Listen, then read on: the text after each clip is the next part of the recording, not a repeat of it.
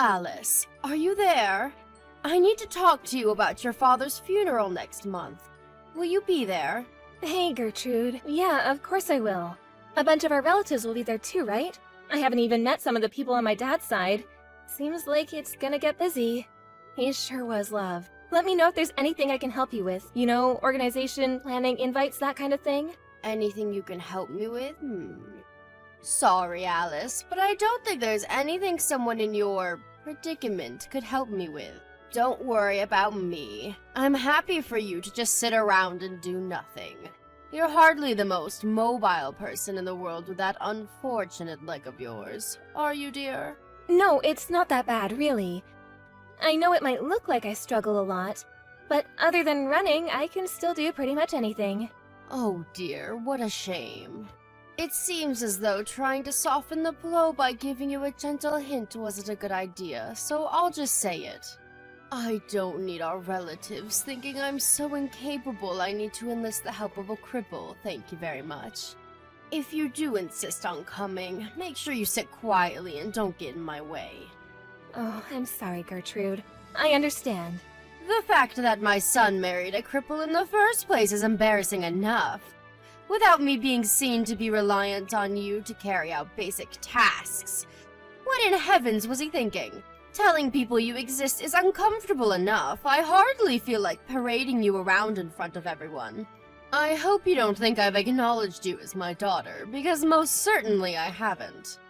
My Sam was adamant he only had eyes for you, and that your disability made no difference to him. That boy's so damn stubborn I knew resilience was futile, which is why I begrudgingly accepted it.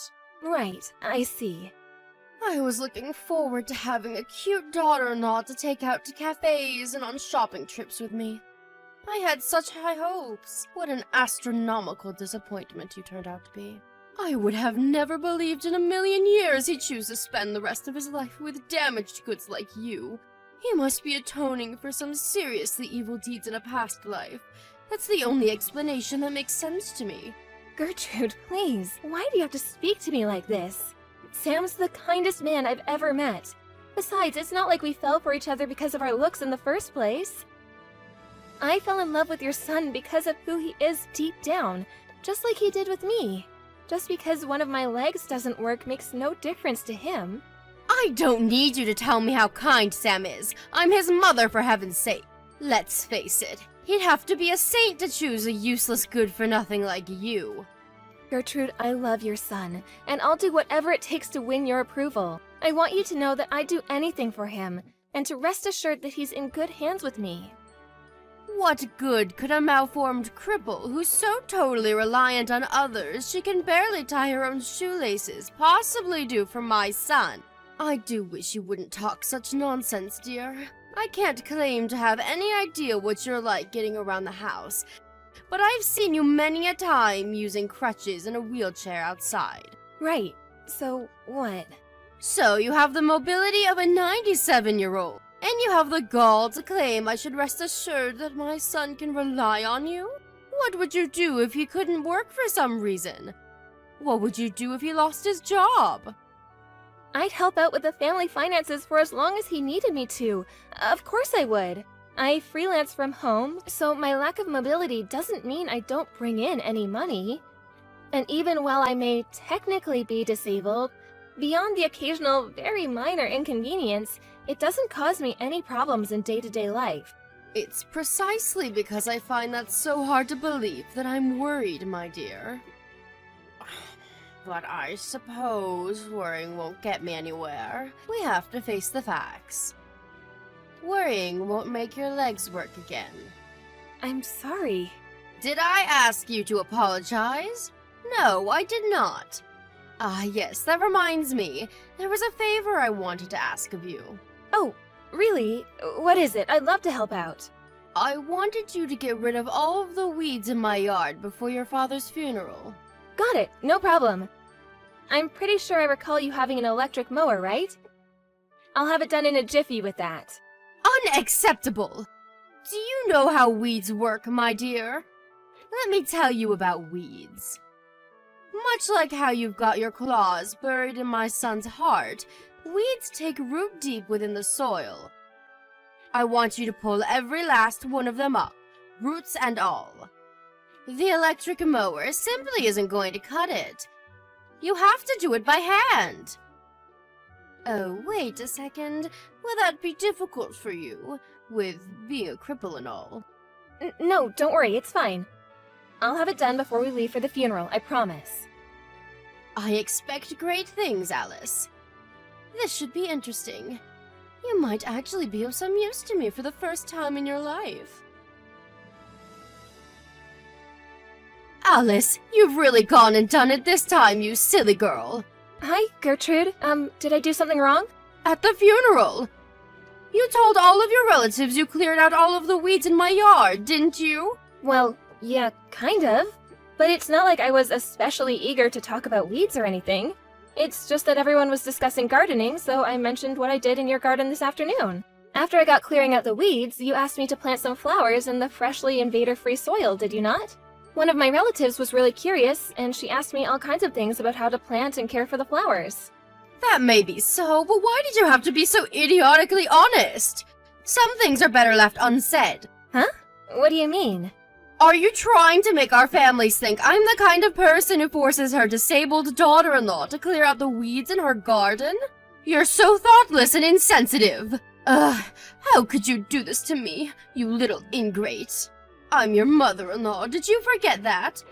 Would it hurt you so much to say some nice things about me once in a blue moon, or to try and uplift me instead of destroying my reputation? Oh, look, Gertrude, I'm sorry. I didn't realize I was doing anything to upset you. It wasn't intentional. I doubt anyone even remembers what I said about the weeds, and besides, even if they did, why would they think you forced me? It was the flowers they were interested in. I honestly don't think you have anything to worry about. You don't know that for sure. I do wish you'd think before speaking every now and then, dear. Right, you're right. I'm sorry. If you mean it when you say you want to win my approval, making me happy should be your #1 priority. In spite of that, all you seem to do is upset me. Do you enjoy making me suffer?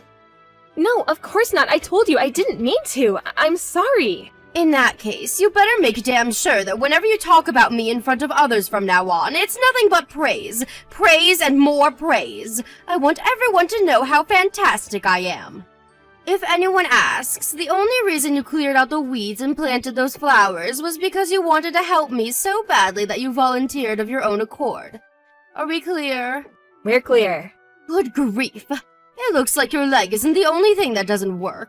The fact that I have to explain things that should be as plain as day in minute detail makes it abundantly clear that your brain isn't operating at full capacity either. Are all cripples like this? Gertrude, please.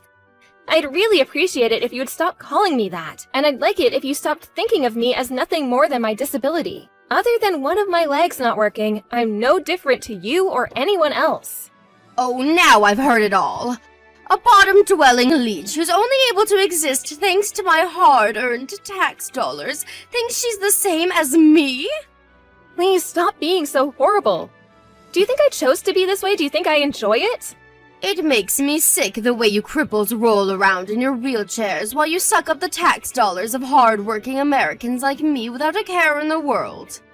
You assert so boldly how you're no different to me and other normal folk that I believe you might actually be delusional enough to believe it. But the truth is, without sponging off the tax money of decent, respectable people like us, defective articles like you wouldn't have a leg to stand on, would you? Pardon the pun. I know you can't help the way you are, but you could at least try being a little more damn humble. I'm not gonna deny it. Maybe there are some disabled people who behave arrogantly and act like the world owes them something, but most of us are incredibly grateful for any help we get. Are you really? I wonder. Consider the following. You, damaged goods in the real sense of the term, managed to bag yourself a high-spec guy like my son. You're privileged enough to be enjoying a happy, fulfilling life of the kind that in a just world would only be possible for normal people. That seems pretty damn arrogant from where I'm standing. Disabled folk have the right to be happy, too. Throw away these despicable ideas of yours at once. You may have been married for a year now, but I bet not a day's gone by where my son hasn't regretted choosing you to be his wife. How about you hurry up and accept how miserable you make the people around you and do my son the enormous favor of divorcing him and getting out of his life once and for all? Wait, are you telling me to leave Sam? Believe me, dear, that's all I've ever wanted. How could I want anything else? You're nothing but useless, damaged goods, and you serve no purpose in any of our lives. What's the point in keeping you around? You bring nothing to the table. Alice, my leg is itchy. Bring me a back scratcher at once. I can't come and see you again today, Gertrude. I have some important business to attend to now. Important business? More important than me? Impossible! You come back to the hospital right now. Are you being serious right now? I was literally just there. I'm sorry, I can't. I have an appointment to make. I really gotta go. Don't you feel sorry for me? I can't even walk. I'm disabled just like you now. You'd think you of all people would understand how I feel. Sure, I understand how difficult not being able to walk can be, but that doesn't mean I'm gonna drop what I'm doing to cater to your every whim and desire at the drop of a hat. Ah, I see. That's it, isn't it? You were born disabled. You could never understand how it feels to be an able-bodied person who suddenly loses use of their legs in a horrible accident. Not only that, but you'd think it was enough that I'm now unable to walk and forced to live in a wheelchair. But no, I just had a lawyer show up. Do you know what he wanted? He demanded I pay the full amount to cover the repair fees for the damage done to the house. I hardly see how that's a surprise after what you did. You drove your car into someone's freaking house. I suggest you talk to your insurance company about that. I'm not familiar with this kind of thing, but there's a chance they might be able to cover it. I'm certainly not going to be any use to you on this one. I have no idea what to do. I don't know anything about legal proceedings, and besides, this is all backwards. The owner should be paying for the damages her house caused to me. Just because I mistook the accelerator for the brake pedal in a moment of confusion doesn't mean I should be punished financially. I've already suffered enough. Surely you should just be thankful that poor old lady wasn't home when you planted your car in her living room. She could have been killed. And look, I know this isn't easy, but there is still a chance that with lots of hard work, rehabilitation, and some positive thinking, you could walk again one day. Maybe so, but there's no telling how long that could take. I was supposed to be going on a girls' holiday with my friends next month. There's no way I'll be going now. What did I ever do to deserve this? Life is cruel. I know this is horrible, Gertrude, but you can't give up. What else can you do but try your best? I know this is going to sound heartless, but there's no avoiding the fact that you're the one who caused this accident. Besides, you're not the only one involved here. You destroyed some poor lady's house with your careless driving. I think you should show a little remorse. Like I told you, all I did was make one teeny tiny mistake. Since when did you become the world's highest moral authority? Get off your damn high horse. You don't seem to have any idea how much worse this could have been if that lady had happened to be home when you plowed through her house. You shut your goddamn mouth! I can't live like this. I've had enough already. I want to go home. Hospital food is so disgusting it makes me want to vomit, and they even decide when I go to bed. I can't take it anymore. This is not where I'm supposed to be. You're getting discharged next month, right? That's right. But that's too long. I don't know if I can hold out until then. It's not like being all cooped up in here is going to make me any more likely to walk again. I'm just suffering needlessly. Gertrude, please. They're doing important tests on you every day, and they're giving you rehab sessions for crying out loud. It might not be nice, but it's a necessary step in your recovery, and also for getting out of there. Please do your best. We believe in you. Oh, that reminds me. I wanted to talk to you about what happens after I get discharged from this god-forsaken hellhole. I've decided I'm going to live with you and Sam. Huh? Don't act so surprised. I live in a wheelchair now, you know. How am I supposed to get by without anyone to look after me? There are tons of people in wheelchairs who live alone. Sure, things will undoubtedly be difficult at first, and we'll be around to help you while you get used to everything. Wait a second. You're not trying to tell me I can't live with you, are you? I know you wouldn't do that. Yes, that's exactly what I'm saying. I'm sorry, but you can't live with us. It's impossible. Why not? I'm Sam's mother. We're family. I know that. But Sam has no intention of letting you move in with us either. You're lying. There's no way my lovely, kind, caring Sam would let his own mother down in her hour of need. He's not like you. Oh, Gertrude, I'm really sorry to have to bring this up at a time like this. But you've been horrible to me ever since we met. Me? Horrible to you? What in heaven's name are you talking about, young lady? I have no recollection of doing any such thing. You make fun of me for being disabled? You do nothing but insult, demean, and belittle me at every opportunity. You probably treat your garbage better than you do me. All I've ever done is tell the truth.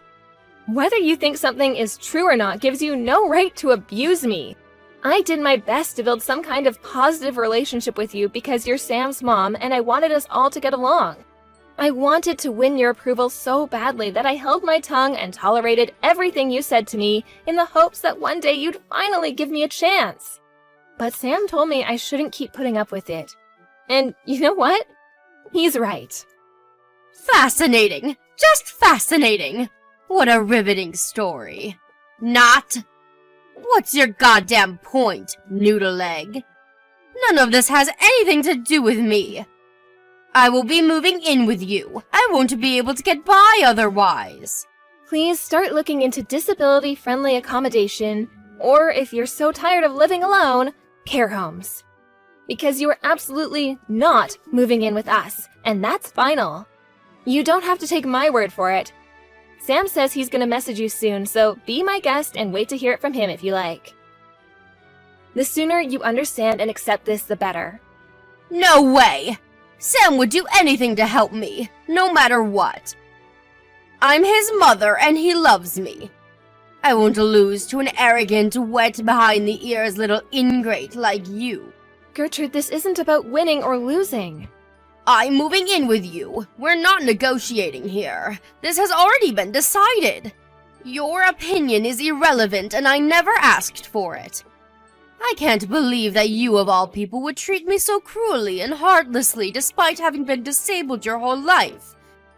You should understand what I'm going through more than anyone. What's wrong? Are you scared you won't get my son's full, undivided attention anymore? That's it, isn't it? You're jealous. Give me a break, not even a little. Then how about you keep your mouth shut and start listening to my son?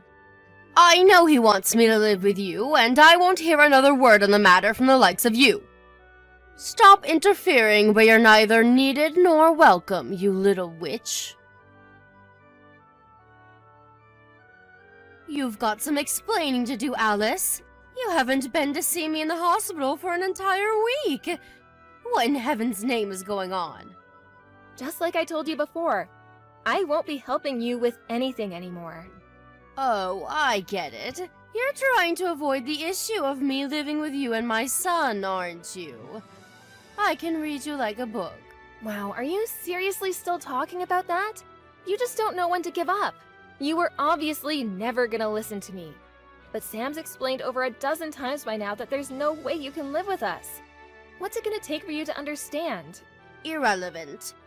I'm his mother, and my word is law. I see. But you living with us is literally impossible. Where there's a will, there's a way. You can say whatever you like, but it changes nothing. I will absolutely, 100%, indubitably, definitely, surely, certainly, unequivocally be moving in with you. I've already hired a moving company to have my things dropped off at your house. The wheels are in motion and there are no brakes on this train. As things stand, the plan is to arrive there sometime during the beginning of next month. You should be grateful. This is an opportunity to be of some use to someone. Maybe if you're lucky, the day will finally come where I no longer think of you as useless, damaged goods. Didn't you always used to go on about how desperate you were to win my approval? Well, this is your chance to prove you've got what it takes. You're already making preparations to move in with us? Wait a sec. You mean you're moving abroad with us? Huh? Abroad? Yep. Me and Sam moved to the UK last week. That's why we can't visit you in the hospital anymore. Wait a sec. What? The UK? This is the first I've heard of it. Right? That's because we didn't tell you. Why did you move to the UK? This makes no sense. Hold on a second. Is this something to do with Sam's work? Bingo! So we're gonna be away from the States for a little while. Damn, I can't imagine how awkward it's gonna be when the moving company guys arrive with all your stuff at the house that we no longer live in. How many times did I tell you moving in with us was impossible? I wasn't exaggerating or making excuses. I mean, it's literally, physically impossible. Maybe so, but you didn't tell me why, did you? This could have all been avoided if you just let me know. Ugh! Come home this instant! We didn't tell you because we didn't want you bugging us or getting in our way while we were getting ready to move abroad. Besides, we thought it best to keep it quiet on the off chance that you were actually crazy enough to invite yourself. Where does this leave me? What am I supposed to do now? Where am I supposed to go when I get discharged from the hospital? Not my problem. Figure it out yourself. Oh, that reminds me. We did leave a bunch of leaflets containing information on local care facilities and specialized apartments for disabled folks on your living room table. There are some with info on live-in carers, too. Take a look at those and plan your life yourself. Are you abandoning me? How could you do this? I'm in a goddamn wheelchair! This is an unacceptable way to treat your mother-in-law. I don't want to understate how horrible and unfortunate your accident was, and I feel for you, Gertrude, I really do. But me or Sam have no intention of looking after someone as incredibly selfish and egotistic as you. You're the one who caused the accident. In spite of that, you still haven't apologized to the poor old lady whose house you destroyed, have you? She has more than enough of my money to care about a poxy apology. I've already lost my life savings because of the compensation I was forced to pay for her repairs. Her house can be fixed. My legs, on the other hand, cannot. Do you really think I have the time to be thinking of others in the situation I'm in? It's not that I don't understand how you feel. But I want you to think for a moment. I want you to remember something you said to me a little while ago. What was it again? You could at least try being a little more damn humble. So how about it, Gertrude? Have you not got what it takes to show some humility? That's super important for cripples like you and me, after all, right? This isn't fair. I was a normal person when I said that. I mean, no, wait. I'm still a normal person. I'm not a cripple. I'm not. They said there's a chance I might walk again if I work hard at rehab. Great. That means you can stop trying to rely on others and live by yourself then. You are normal after all, aren't you? Shouldn't be an issue, right? I am, but things are different now. Or at least for the time being. Have you no heart? Don't you feel in the slightest bit sorry for me? Your poor aged mother-in-law has to live in a wheelchair for heaven's sake. You have no idea how crushingly lonely it can be to live on your own at the best of times, let alone in this state. Have some sympathy. If you've got enough fight left in you to be pestering me like this, I'm sure you'll be just fine. You know what astonishes me the most? That you actually think I'd help you after the way you abused and made fun of me for being disabled all this time. Surely you're joking. You have to be. No human being is this ridiculous. But I thought you wanted my approval. I thought I made this clear already, but any desire for your approval I may have had back then has completely disappeared. I'm blessed enough to have a kind, caring, loving husband who accepts me unconditionally for who I am, and that's all that matters. What more could I possibly want? Alice, listen to me. I'll accept you as my daughter-in-law and my son's wife if you let me move in with you. This is what you've been waiting for all this time, isn't it? I may have been a little inconsiderate towards you at times in the past, but I get it now. After losing use of my legs in the accident, I finally understand how you feel. I'll never do anything like that again. Won't you at least think about it? Pretty please? I will not. We could find a place with wheelchair accessibility in the UK, you know. I know the rest of the world isn't as advanced as America, but they should at least have ramps. You wouldn't happen to know anything about why I haven't been able to get through to Sam for the last few days, would you? Would you be a darling and pass on a message for me? I need you to ask him to consider flying me over to the UK to live with you both. I won't be doing that. But Alice, I'm begging you. I'm in a wheelchair and I'm begging you. What's the harm in passing on a message? Why won't you just hear me out here? You haven't heard me out even once ever since we met. Why should I suddenly be interested in anything you have to say? Alice, I'm so sorry. I've been a fool. I'm so sorry for the way I've treated you. My behavior was unacceptable. I feel horrible, dear. But I really am begging you here. I'm begging you with every last fiber of my being. Please. Please don't abandon your mother-in-law like this. Sam already made this clear, but apparently it didn't go in, so I'll tell you again. You're not the only human being on this planet, and you need to start living with some consideration for others for a change. The world owes you no favors, and you can't always get your own way. That's life, and the sooner you accept it, the better. I'm not saying I want my own way all the time. Besides, I obviously don't get it, do I? If I did, I wouldn't be alone and miserable in this wheelchair. This isn't my fault. There's no reason for me to speak to you as long as you're living in denial of what you've done. Have a nice life. Alice, wait. I'm begging you. Please just pass the message on to Sam. That's all I ask. You can hate me, you can curse me, you can think what you want of me, but please, please pass on the message. I'm sorry. I'm remorseful for the way I treated you. I'm sorry I ignored the way you felt for so long, and I'm sorry I ignored everything you and Sam said to me. There's nothing I can do for you. Surely that's not true. Sam thinks the world of you. Surely one word from you is all it would take for him to reconsider how he feels about me. If you forgive me, he will too. I just know it. But I'm a defective article. Good for nothing, remember? Even if I wanted to, I could never be of use to anyone. Your words, not mine. All I'm doing right now is what your son asked me to. Which is why there's nothing I can do for you. You're on your own. Have a nice life. Bye! After that, I was barraged with a torrent of panicked messages from my desperate mother-in-law. Naturally, I blocked her, and now, with her gone, my life is stress-free. I said all I had to say at the end there, so I have no regrets. A major toxic influence has been removed from our lives, and we're not looking back.